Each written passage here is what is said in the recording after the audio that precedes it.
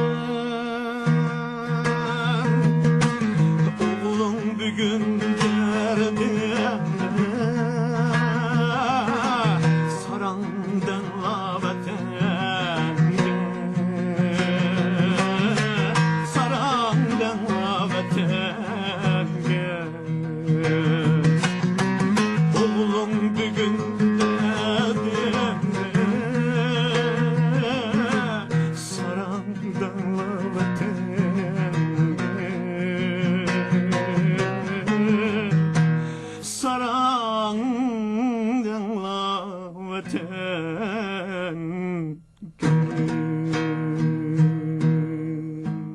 Köreş Kösen 1996 yılı Türkiye'ye gelip Türkçe öğrendi ve şu yılı yana Kırgızistan'a kayıtıp geldi. O bu jarayonda aktif halda siyasi faaliyetler katnaştı. 1998 yılı Türkiye'de ötküzülgen 2. növetlik Dünya Uygur Yaşları Kurultayı katnaşıp, mezkur teşkilatının muavin reislik vazifesini üstüge aldı.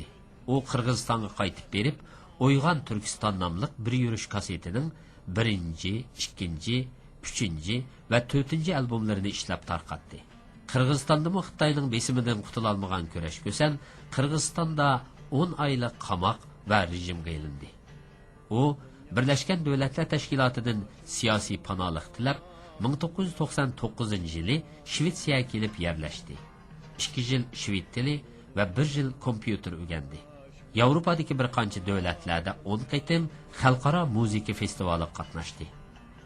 Uyghur xalq naqshlari, Kuchar xalq naqshlari ve Uygan Türkistan 5 qatorliq CD'larni ishlab tarqatdi.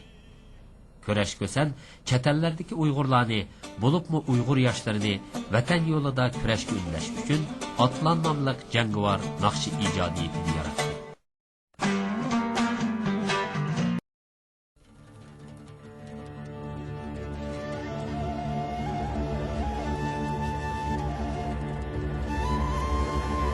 Sultan bulup han ötken, Uygurum sen cahanda, alem şahit bolganti, sen tarihni yazganda.